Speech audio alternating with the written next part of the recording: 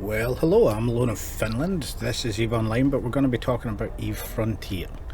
For those of you that don't know, there's been a little bit of an impromptu sort of dev update on Twitch, and it's gone through a few things about EVE Frontier, and I think it's a very good thing that they're doing. It's something that's very good that they're putting it out there and giving that information and allowing people to understand what's going on, to see what sort of their idea is. So this is something I've been banging on about for ages, is that they need to put the information out there.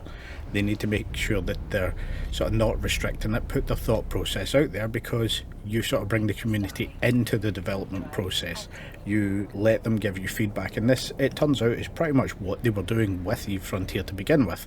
They were putting the game out there in its essentially alpha state, although they didn't mention that at the time. I think they could have. But when they were putting it forward, they were sort of trying to get feedback, and then they went out and they watched a whole load of people's videos on it and watched people's streams and things like this, and had a look at what was going on, what the feedback was, how people enjoyed it, how people disliked it. And I think that's a very good thing to see in general. Now, for me, it hasn't really changed much of my opinion about the game. There are some interesting facts that I'll get to, but it has very much made me happy about how CCP is approaching things. Now, while I think there's a few major flaws, and well, the first one is that it's blockchain, that they're advertising blockchain with it, because that's a buzzword that the bubble's already collapsing if it's not detonated already. So people, with the amount of games that have been put out there advertising blockchain that have already been scams, not even bad, just scams, that's already going to turn a lot of people off of it. And this was something I mentioned previously, they've pulled a lot of that information out of it, but it is still a part of it. They actually partnered with a company that was doing these type of decentralized currencies for this, so it's still linked in there, which is problematic.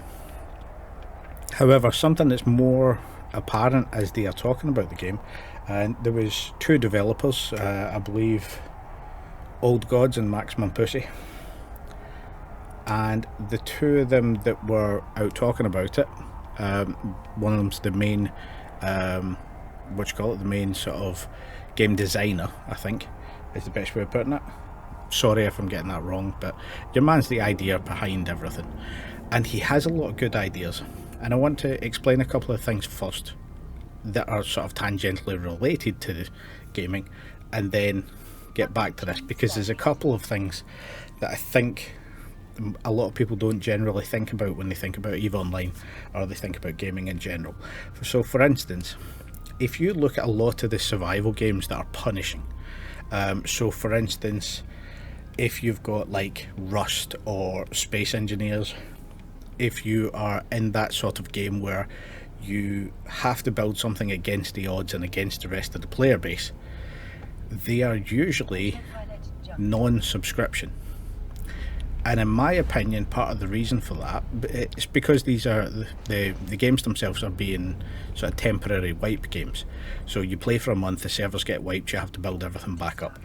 And in my opinion, part of the reason that that type of game doesn't sort of lend itself to being a subscription service game is the fact that you can't build anything permanently without a massive amount of skill behind it, and even then it still requires luck, because in some cases you just can't do it. So for instance, Rust, you're going to get a server wipe, so skills, abilities, everything resets at the end of the thing. That's known about it in advance, but considering you're paying somewhere between 5 and 25 euros for the game, and you're only paying it once, that's fair play.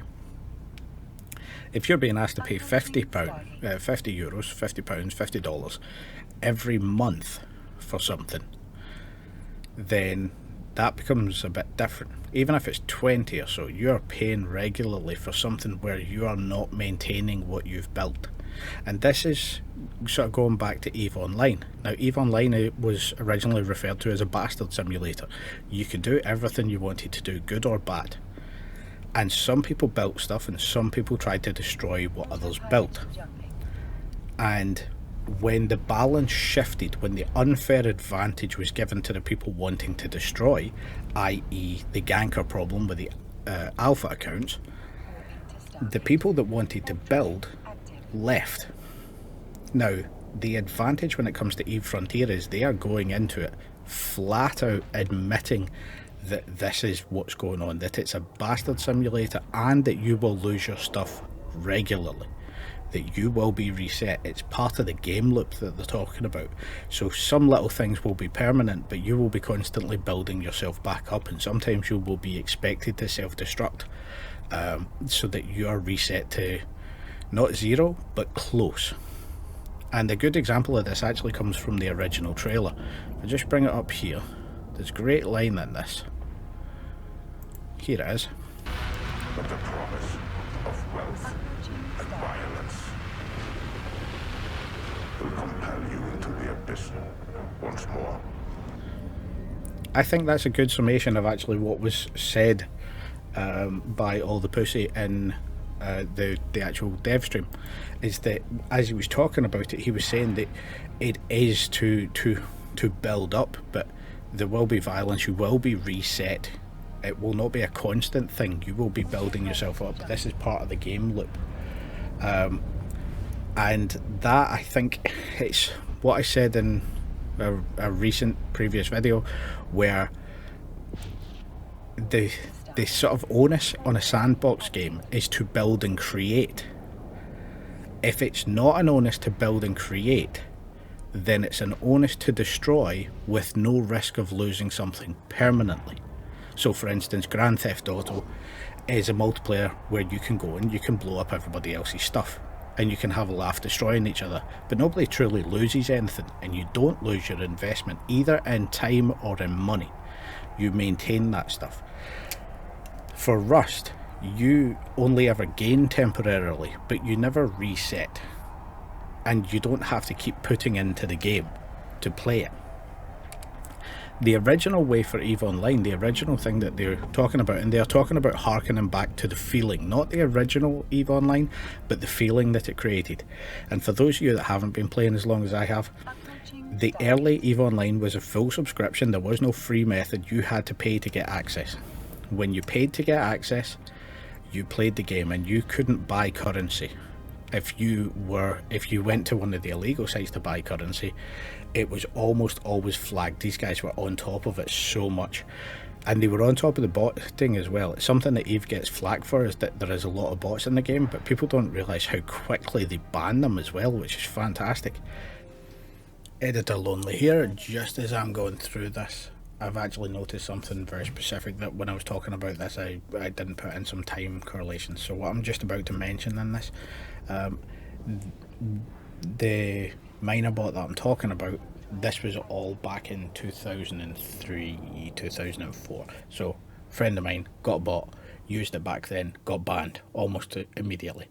Just to give some context, because that makes it, the way I said it, makes it sound like it was right now, but no, this was ancient history.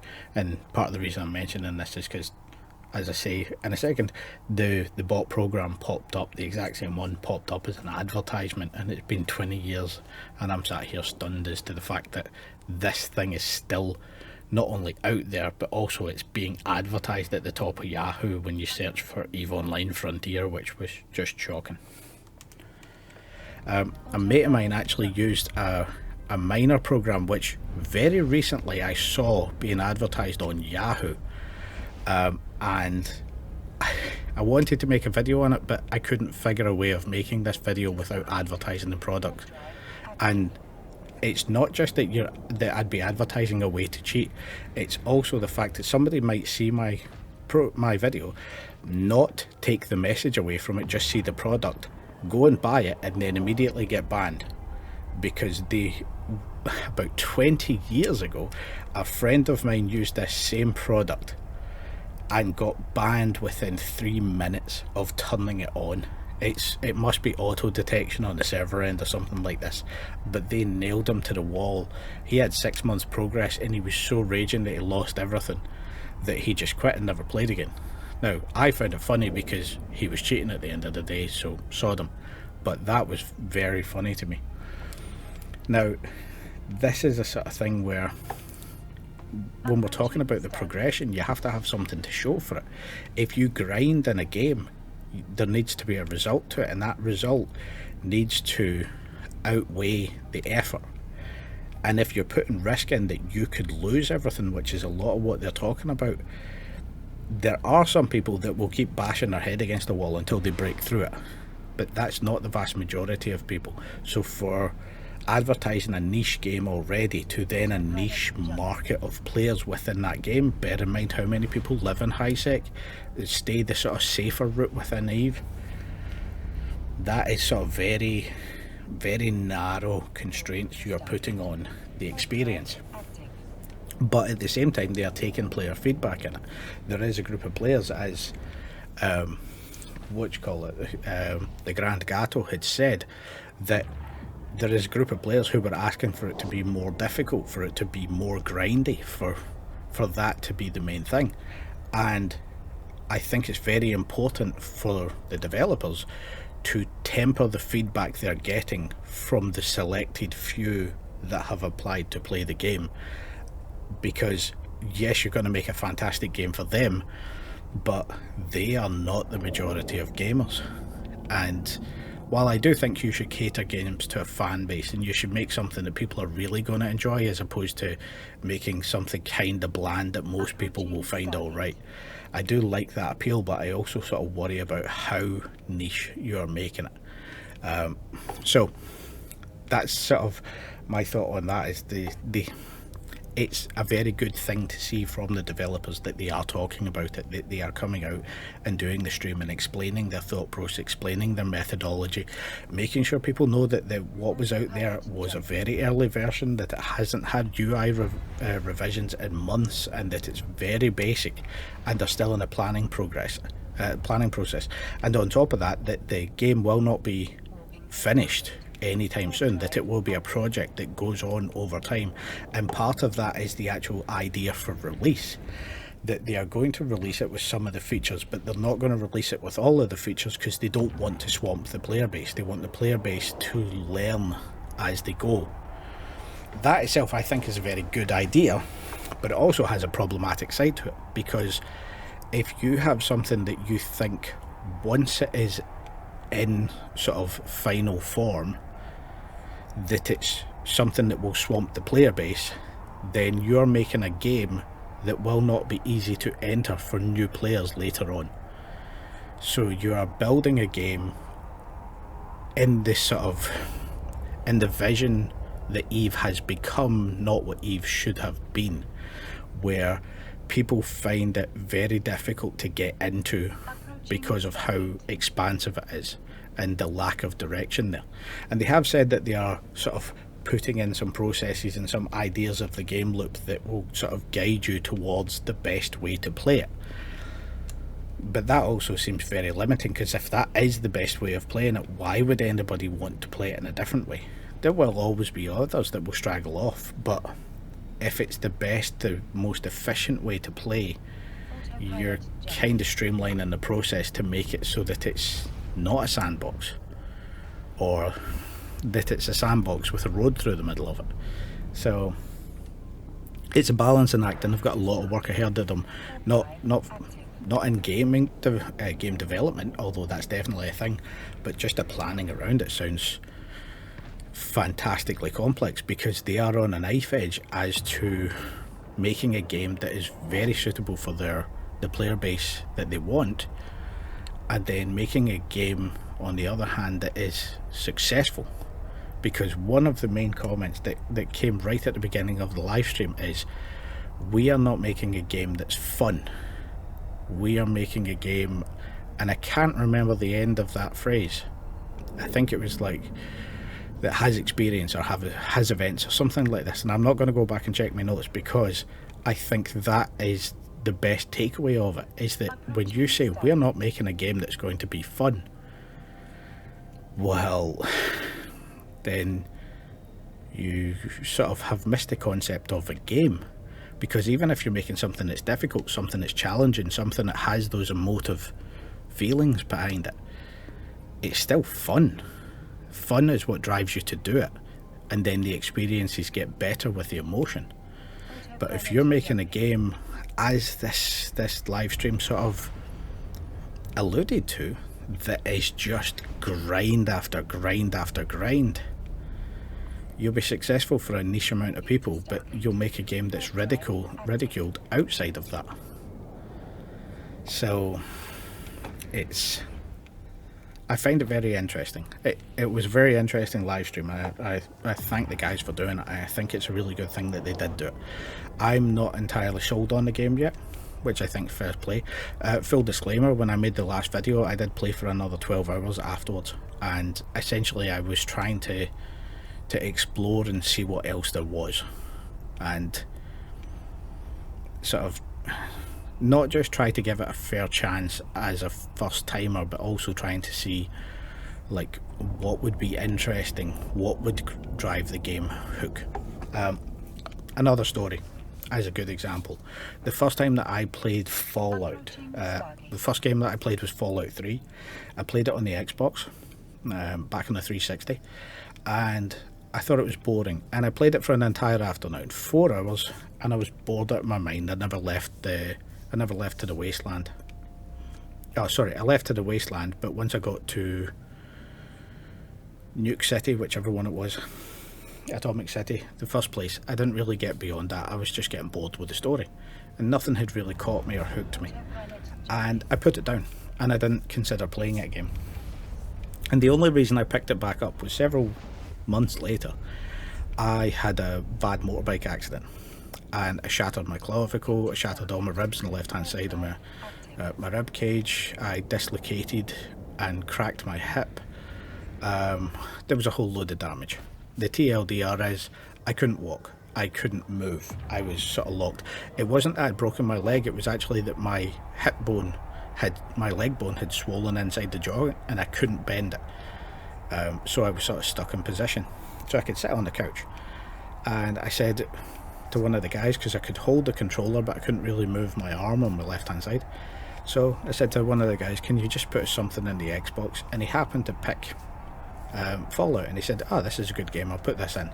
So I started playing it, and because I couldn't move, I couldn't change it, it was across the room, so I just kept playing it. And then I got into it and I really enjoyed it, and from that I went on to Vegas, which had actually just come out at that point. And then became quite a big Fallout fan. I played 1 and 2 after that, and then when 4 came out, I'd actually pre-ordered it. And that's sort of the thing, is that without literally being stuck down there, I wouldn't have bothered continuing Fallout, because it wasn't particularly engaging, and this is something a lot of people have played. A lot of people have talked about as they play it, and I think that that's something that you need to be aware of, is literally the first impression.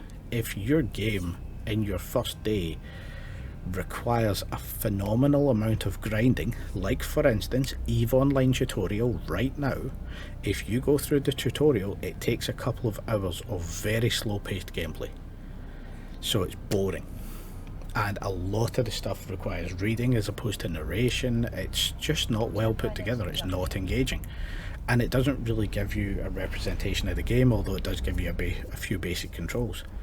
So that is something that I think is a bit of a problem within the development team, that with all of the experience they had to put together a tutorial in the game that they know in and out, that was their best effort. So something needs to be looked at, something outside of the box, because inside of the box isn't doing good. And if you start a game that's a subscription game that bores you to tears within the first day, that's not good. So that's sort of the downside of it, and that's something I want them to, I think it would be a very good idea to look at, and not just the ideas for this, but how do you drive engagement, how do you make the game interesting. And one of the things that I think is very good that they've sort of hinted on the way is that there seems to be quite a lore heavy aspect to this game, so that's a very good way to drive engagement. But you also need something that's not just reading, that's active, and CCP I think has been lacking in this when it comes to EVE Online, because a lot of the stuff that we do, if we just pop open, for instance, the agency, a lot of the things here are just text boxes and text boxes and text boxes, and then you've got sort of the occasional thing that's kind of interesting and interacting, but a lot of the main things that you deal with, whether it's the industry pages that are just sort of text boxes and lists and things like this, or whether it's the missions, which by this point should be narrated, in my opinion. You should have voice feedback in them, something that is telling you what's going on. And with the community that Eve's got, you could get it done for free, because people would be more than happy to contribute to the game, especially if you chucked them some Plex or something like this. So you could get in a lot of submissions for these things and make it a little bit more lively, as opposed to the silent, cold world that is full of text boxes. So I think that's something that is, it needs to be looked at, and it's a good idea for them to do it. But at the same time, I don't know, I'm kind of confused. It is a very sort of, so I'm also going to hop in here as well and just say a part that's missing to this sort of argument is when you are driving engagement. I'm not saying for voice feedback and things like this. I've sort of seen the vision, the idea, that sort of crushing, solitary existence that is the sort of theme behind this, which is quite funny when you're talking about it being a multiplayer game. I think it could be a very good thing, because I've mentioned a lot of people play multiplayer games but don't interact with other players, or not in the main sort of thought of it. But something that is very sort of dear to my heart is Death Stranding, and the theme of that game is loneliness, is isolation. So it does work as something you could do where you are cutting people off. So when I'm talking about engagement as for text boxes turning into voices, that's something that I was sort of referring specifically to EVE Online, not to EVE Frontier. I'm just sort of making the point that there needs to be a hook there, not that I think I know what the hook is. I don't at the moment. I am quite intrigued by the way that that the big tiger put this. In case you're wondering, it's CCP Maximum Cats, and the old gods is CCP Jotun. But I just like messing with names. But I think this was a lot of good information that went out. So I'm putting my 2 cents in, essentially. I'm very curious to see how it goes, and I do think there are a lot of good ideas here. I'm worried about its appeal to a wider audience to be financially successful.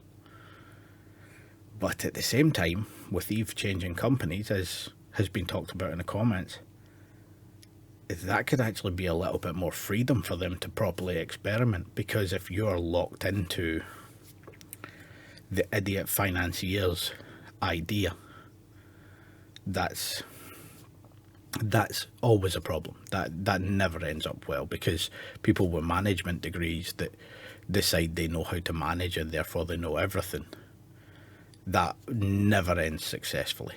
That's just the height of mediocrity.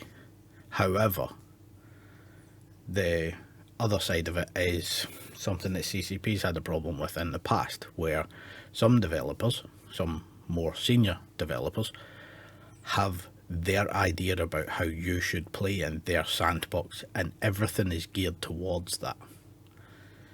And that's always been a problem. It's a sandbox. The whole point is to give people things to do, to give them tools to create things to do, not to railroad them down a path. And that's been a massive problem for CCP in the past, because they have railroaded. They have said high-sec is the beginning place. You should be moving out of high-sec. It's like, well, if you logically think about that as null-sec is the way to go, then why does the population of the planet not live in Somalia, where there is less law, where there is more freedom? Because it's dangerous. So you've got more risk to losing stuff. The vast majority of people want to build, not destroy. And in this, they are talking about building and being destroyed, and building and being destroyed. And the game loop is to try and save a little bit for the next time you're building. So it could be a good hook. It could be very interesting. And I part of the reason I'm sort of talking about this is because I like the idea of trying something new.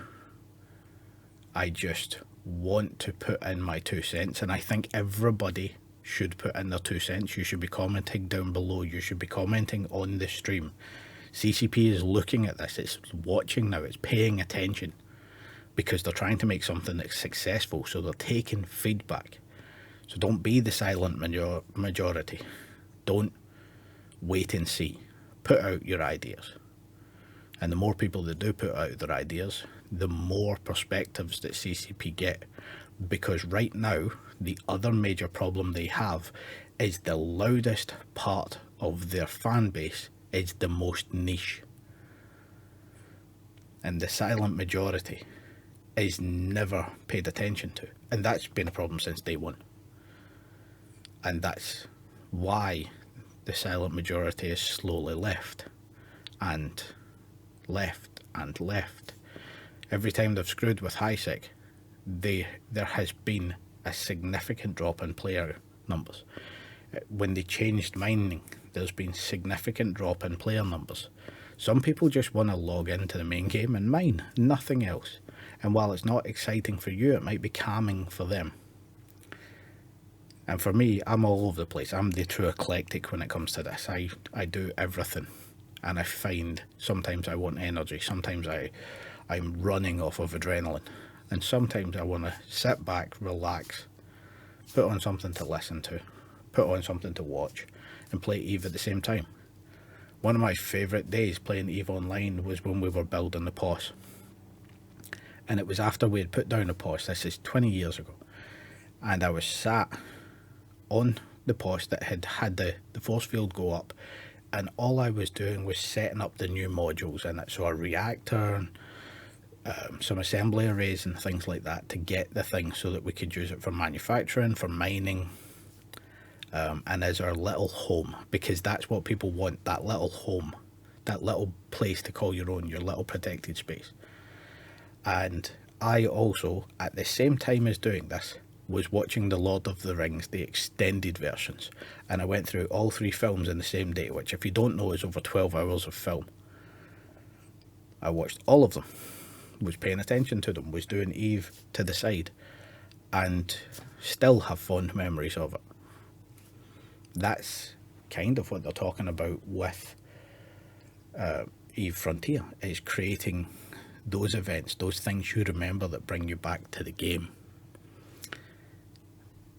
But you need to get the hook to get you into the game first, and to keep you in the game afterwards. It's the effort.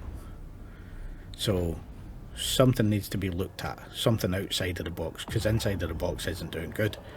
And if you start a game that's a subscription game that bores you to tears within the first day, that's not good. So that's sort of the downside of it, and that's something I want them to, I think it would be a very good idea to look at. And not just the ideas for this, but how do you drive engagement? How do you make the game interesting? And one of the things that I think is very good, that they've sort of hinted on the way, is that there seems to be quite a lore heavy aspect to this game. So that's a very good way to drive engagement. But you also need something that's not just reading, that's active. And CCP, I think, has been lacking in this when it comes to EVE Online, because a lot of the stuff that we do, if we just pop open, for instance, the agency, a lot of the things here are just text boxes and text boxes and text boxes, and then you've got sort of the occasional thing that's kind of interesting and interacting. But a lot of the main things that you deal with, whether it's the industry pages that are just sort of text boxes and lists and things like this, or whether it's the missions, which by this point should be narrated, in my opinion. You should have voice feedback in them, something that is telling you what's going on. And with the community that Eve's got, you could get it done for free, because people would be more than happy to contribute to the game, especially if you chucked them some Plex or something like this. So you could get in a lot of submissions for these things and make it a little bit more lively, as opposed to the silent, cold world that is full of text boxes. So I think that's something that it needs to be looked at, and it's a good idea for them to do it. But at the same time, I don't know, I'm kind of confused. It's a very weird sensation to look at something that they're doing and say, I don't really think that that's a good idea or agree with it. However, I do like the fact that they're being open with it, and in my experience, that's one of the best things that game developers can do. That's one of the best traits that any game developer can do, because that kind of openness usually ends up with player bases that are very intrigued. If you ever played the first version of Kerbal Space Program when it came out, it was awful. It was janky as hell. But they worked with the community, they worked with the players to get it better, and they built such a severe community that when the second game was released, called the same thing but by a different development team, it got 40 million in sales in the first couple of weeks, because so many people believed in the initial game. Now, it turned out to be absolute dog shit, and unfortunately all those people were essentially ripped off, but still it shows what the first team did was right. That communication, that feedback, that's always the best way to do it. So I think that that's something that is a good direction. So while I'm still not convinced about the game, I would like to play it a bit more and see what else they come up with as it progresses through. Although I don't want to put myself into the application just yet, because I kind of feel like that's taking a piss, because I would sort of show it, and I don't want to be sort of beholden to a secrecy agreement or that sort of thing. I want to talk about it, I want to put feedback out there, so I'm not going to apply for that stuff just yet. If they do it as open testing, I'll jump in.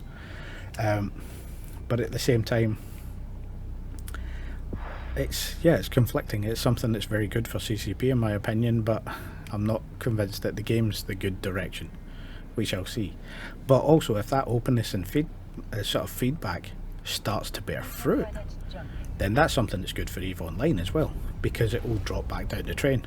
If they make success out of something that a lot of people are very unsure of, and I hate to say it, but also the developers sound unsure of it, but I quite like the idea of testing something new.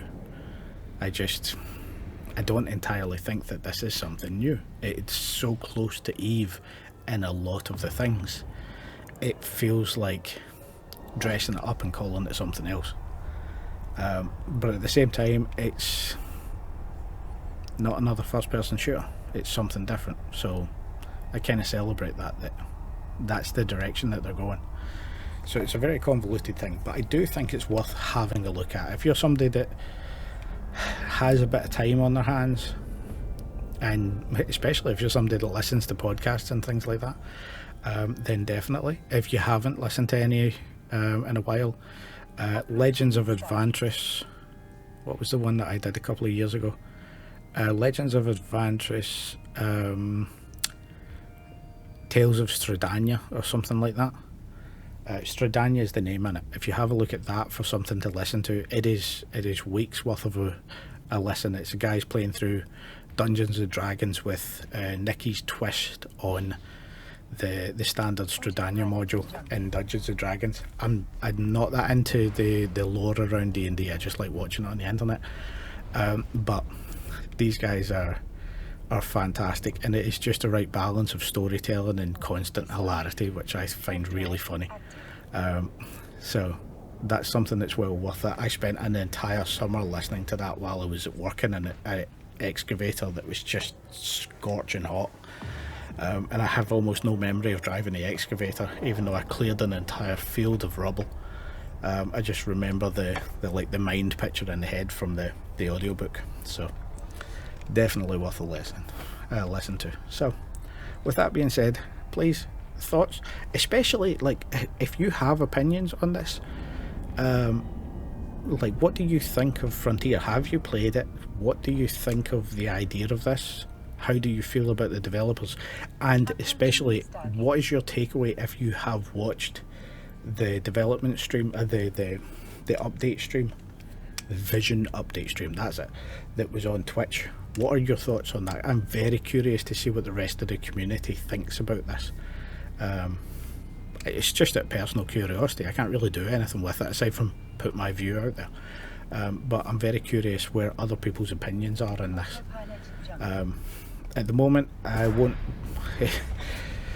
Thanks to the Finnish government, I will not be putting up any EVE Online content in a while, because I was supposed to be getting a tax rebate 4 days ago, and it turns out it got delayed for an entire month and it won't come through until September something. So I will not be putting my account back into active status Omega at any point. So I don't think there will be much EVE going on.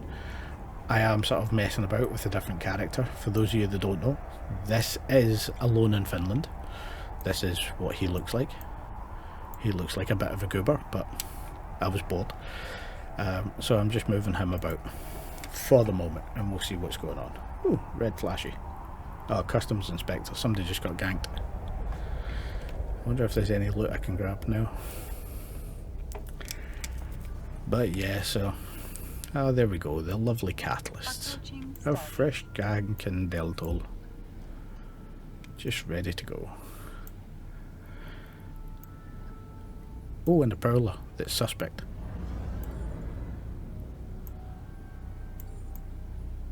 I mean, I feel like I really want to just shoot this guy just for shits and giggles. It has to be done.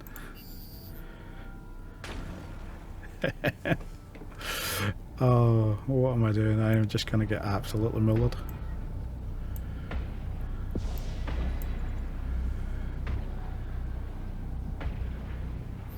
And he's gone. Stargate denies you permission to jump at the moment.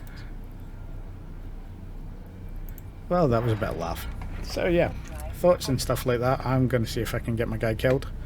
And I shall see you next time. Have a good one. Bye.